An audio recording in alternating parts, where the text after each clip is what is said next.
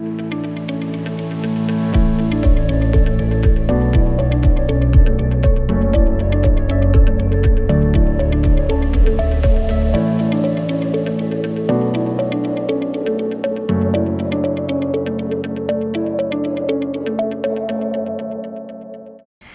a todos, muy bienvenidos a nuestro nuevo capítulo del programa del Hospital Dr. Gustavo Frique, Hablemos de Salud.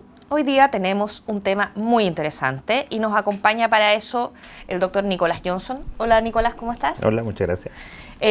Tenemos a este invitado porque hace poquitos días atrás fue el Día de la Fibrosis Quística, que es una enfermedad bastante compleja para nuestros pacientes. Se pesquisa la mayoría de las veces, ¿cierto?, cuando son niños, pero no necesariamente. Y un poco el objetivo de hoy es concientizar sobre el tema de la problemática y explicar de qué se trata esta patología, que es tan complicada, que la verdad es que hasta hace un tiempo la sobrevida era muy baja. Y que nos cuentes un poco qué es lo que hace el Hospital Dr. Gustavo Frique con los pacientes que presentan esta patología. Súper. Muchas gracias por la invitación, primero que todo. Muchas gracias porque hace tiempo que andábamos buscando el espacio para contarle un poco qué es lo que es fibrosis quística, que es muy poco conocida porque es una enfermedad no tan prevalente, pero que es súper compleja. Es una enfermedad genética, es una enfermedad que necesita que un padre sea portador de un gen, la madre sea portador del otro gen, para que tengas un hijo con una enfermedad. Y la enfermedad lo que produce es que por una alteración genética, todas las secreciones del cuerpo, que deben ser líquidas y fluidas y fácil de moverse, son espesas y duras. Eso incluye, por ejemplo... Eso incluye pulmón, intestino, hígado, y todo eso complica a futuro porque al tener secreciones espesas y duras en el pulmón, se inflama, se infecta, se destruye el pulmón y terminas con un daño pulmonar que empieza a avanzar desde chiquitito, desde temprana edad en los pacientes pediátricos. Empiezan de a poquitito con infecciones, si no son controlados, infecciones, y terminas a la vida adolescente o adulto muy joven con pulmones muy dañados. Y, por ejemplo, a nivel intestinal, o a nivel del hígado, o a nivel del páncreas, todas las secreciones que son las que tienen que manejar la enzima o los nutrientes para poder absorber bien los nutrientes, tampoco funciona. Entonces, la persona tampoco es capaz de asimilar todo lo que tiene que absorber de comida. No absorben bien las vitaminas, no absorben bien los nutrientes y terminas con pacientes desnutridos. O sea, no es solo una patología, como decir, como con una lógica como lineal, digamos. Es multisistémica. Es multisistémica, te afecta en muchas partes.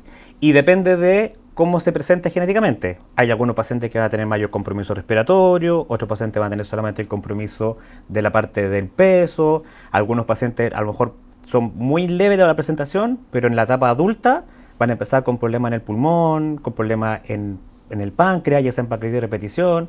Entonces, es más bien como un espectro de la enfermedad, que es lo que se conoce ahora. Antiguamente sabíamos que era una enfermedad compleja, que eran pacientes chiquititos y que tenían una sobrevida muy acotada, pero ahora hemos entendido un poco más la enfermedad y la enfermedad es bien multisistémica, afecta al final de la vida o al final cuando ya es muy avanzada, puede afectar hueso, puede afectar cardiovascular, pueden producir hipertensión, tienen más riesgo de cáncer de colon. Es bien complejo. O sea, es bien complejo. Exacto. Nicolás, bueno, ¿cuántos pacientes hoy día se atienden en el hospital o están bajo control desde el área pediátrica en el Hospital Dr. Gustavo Frique? La gracia que tiene el Hospital Gustavo Frique es que tenemos el equipo multidisciplinario que maneja a todos los pacientes, pediátricos y adultos. Nosotros actualmente tenemos cerca de 80 pacientes adultos y pediátricos, de los cuales pediátricos son 35. Y tenemos 3 diagnósticos hechos este año. O sea, no deja de ser un tema importante que se ingresen cada año 3 pacientes. Sí, o sea, nos encantaría no tener tantos ingresos y no tener ingresos tardíos, porque hasta el año pasado teníamos pacientes que tenían la enfermedad, como te expliqué, bien compleja, pero con el diagnóstico a los 12 años, a los 14 años. Por eso se hace súper importante espacios como este de conversar acerca de la enfermedad, ¿cierto? ¿Cuáles son los síntomas? A lo mejor uno como mamá, como papá, tú tienes un hijo que tiene algún tipo de, no sé, le afecta, como tú decías, a lo mejor está bajo peso, no sé si tienen algún síntoma respiratorio. ¿Cuáles son los síntomas o los signos que tiene que ver uno en un niño o es el equipo clínico cuando recién nacido el niño el que detecta esta patología?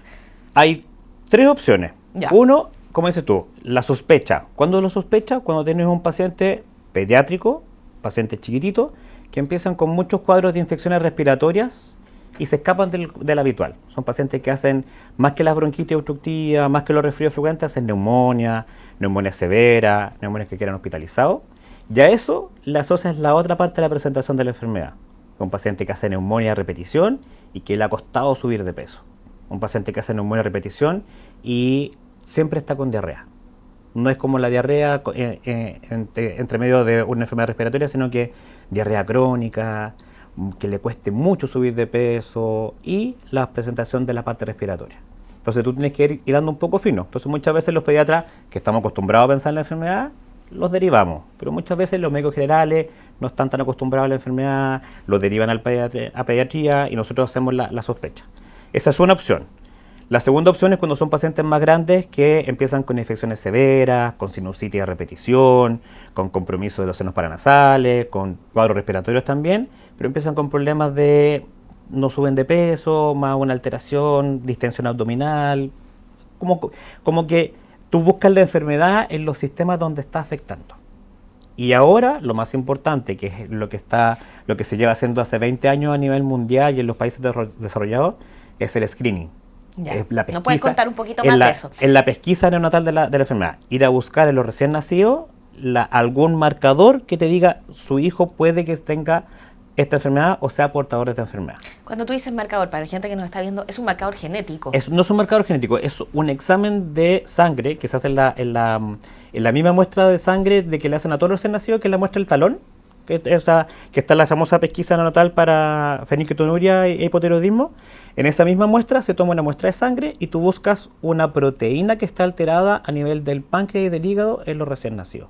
Y tú dices, esta proteína alterada o este marcador elevado me hace sospechar que este paciente puede que tenga fibrosis quística. Entonces, ahí se une con el diagnóstico y el diagnóstico tú lo haces a través de un examen que se llama test de sudor. Cuéntanos un poquito de eso. Porque todas las secreciones son espesas dentro del cuerpo, pero lo importante es que se acumula mucha sal en las secreciones del sudor. Entonces, una forma también de sospecharlo es cuando los niños tienen sudor salado. Incluso muchas veces se pensó en la enfermedad porque la primera como aproximación era de que los pacientes tuviesen el sudor salado. Entonces, tú haces el test de sudor, detectas que tienes este electrolito o este marcador que está también aumentado en el sudor y tú dices, ya, tengo un paciente que tiene una sospecha de recién nacido alta más un test de sudor alterado que se puede hacer desde el mes de vida, que se puede hacer desde que tengan 2,5 kilos, 2,8 kilos, y tú dices, sí, el diagnóstico es de fibrosis quística. Y de ahí para adelante empieza un seguimiento y un acompañamiento de la familia y del paciente por parte del equipo multidisciplinario. O sea, se detecta, se diagnostica y el paciente Exacto. pasa a ser parte de este programa. Exacto. Vamos a recordar que estamos con el doctor Nicolás Johnson, quien es nuestro médico coordinador, ¿cierto?, del equipo de fibrosis quística del Hospital Dr. Gustavo Frique, que me imagino que atiende pacientes de toda la red y a lo mejor también algunos fuera de nuestra red más cercana, Sí. ¿cierto?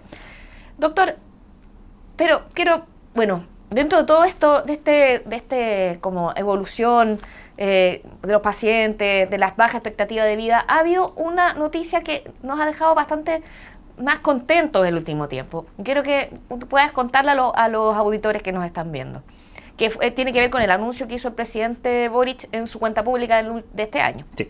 O sea, este año ha sido bastante bueno para los que trabajamos en fibrosis quística y para las familias de fibrosis quística, porque hay 3 anuncios muy importantes. El primero es el 28 de abril, que es la promulgación de la ley de enfermedades raras, huérfanas y poco frecuentes.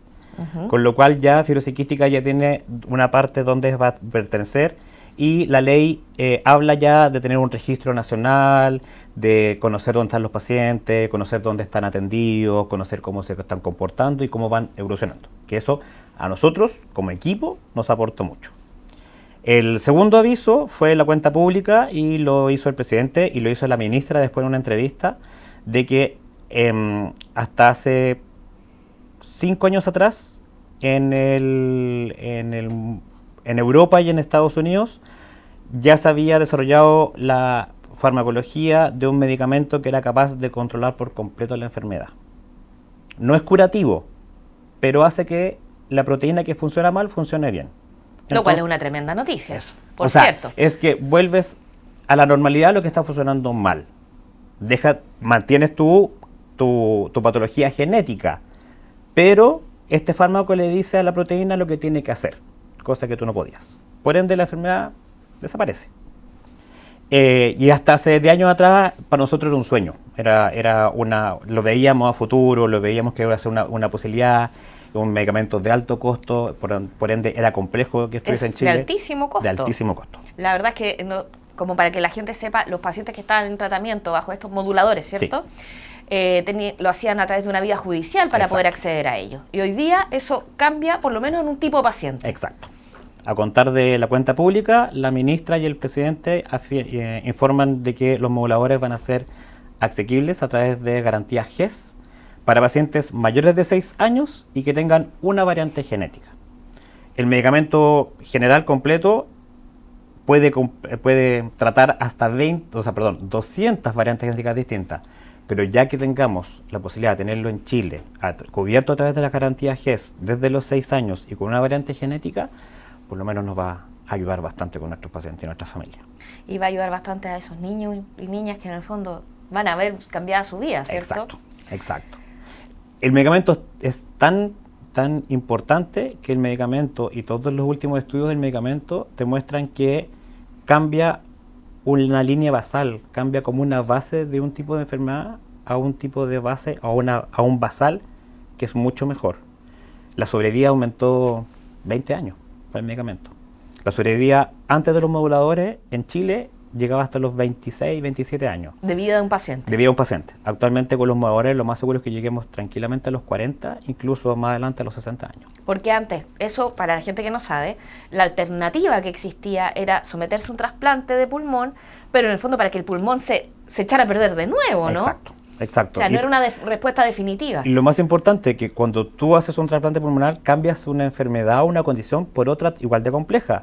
Porque imagínate que es un trasplante bipulmonar, y un trasplante bipulmonar requiere un tratamiento inmunosupresor. O sea, decirle a todas las defensas del cuerpo que no le digan a este pulmón o que no le digan a este cuerpo que este pulmón no es mío y tengo que sacarlo, que es lo que está hecho el cuerpo. El cuerpo está hecho para defenderse. Entonces, imagínate todo el tratamiento que requería poder recibir, conseguirse un paciente donante de pulmones sanos en pacientes adolescentes. Y segundo, cambiar la fibrosis quística por el post-trasplante, que son muchas terapias, muchos medicamentos diarios, muchas cosas distintas. Entonces, la alternativa era el trasplante, pero era una alternativa muy escasa. Entonces, estamos en un mejor pie. Mucho mejor.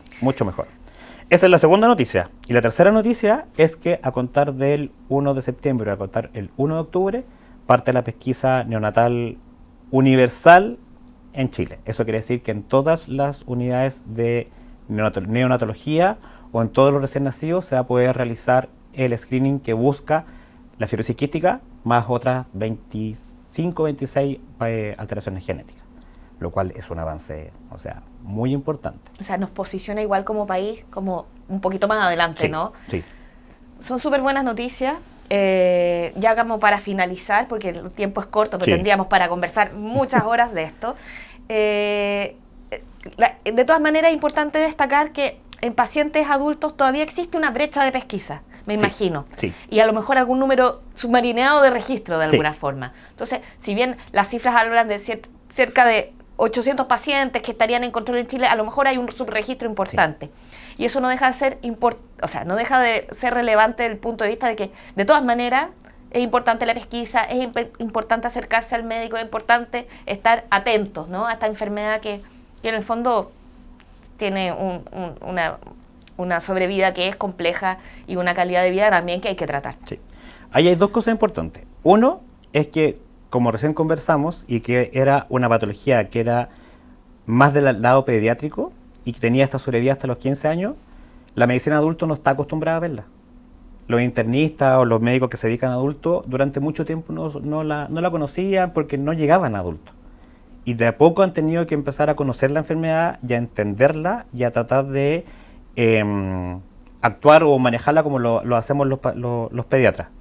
Lo cual para nosotros como equipo es un desafío porque tenemos que enseñarle nosotros los pediatras a los adultos Y por eso tenemos también en el equipo la doctora Pérez, que es nuestra referente de adultos, y tenemos a nivel de Santiago está el equipo del tórax, que es el equipo de como al final donde llegan todos los pacientes adultos. Entonces, se hace importante el llamado a los colegas de adultos a que conozcan la enfermedad, a los colegas de adultos que se interesen, porque esto va a ser una enfermedad que les va a tocar a ellos, va a ser una patología que los va a acompañar a ellos. Sobre todo ahora que la gente tiene mayor sobrevida, ¿cierto? Exacto, o sea, como es una variante genética, va a estar tratada, ojalá la mayoría por este medicamento nuevo, pero el medicamento nuevo hay que vigilarlo, hay que seguirlo, no puedes dejar de lado tu tratamiento de base. Tu tratamiento de base de la fibrosis quística requiere recibir aportes nutricionales, requiere recibir vitaminas especiales, requiere realizarse kinesioterapia para mantener los pulmones limpios de estas secreciones por lo menos 3-4 veces en el día. Un paciente con fibrosis quística adulto pediátrico se gasta fácilmente 6 horas, 8 horas de su vida en hacer su tratamiento. Y el medicamento nuevo viene a ayudar en esto, pero tú no puedes dejar de lado esta base. Entonces, el llamado es uno a los equipos a capacitarse, a que cuenten con nuestra ayuda, a que nos pregunten si tienen dudas. Y lo segundo es a los pacientes adultos. A los pacientes adultos, si alguna vez que les quedó la duda, si por ese motivo leyeron un poco más de fibrosis quística y encuentran que tienen algún síntoma que pudiese ser sospechoso, que consulten con su médico, que consulten, ojalá en el FRIQUE, donde conocemos un poco más la enfermedad, y que puedan estar un poco más pendientes. Perfecto.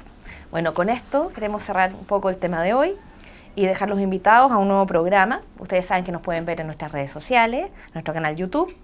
Y, doctor, lo dejamos invitado para seguir hablando otro día, a lo mejor quieran, de otras aristas del tema. Está la parte de rehabilitación, está la parte nutricional, así que podemos seguir conversando de fibrosis quística y agradecemos también que se hayan dado estas buenas noticias el último tiempo. Así es.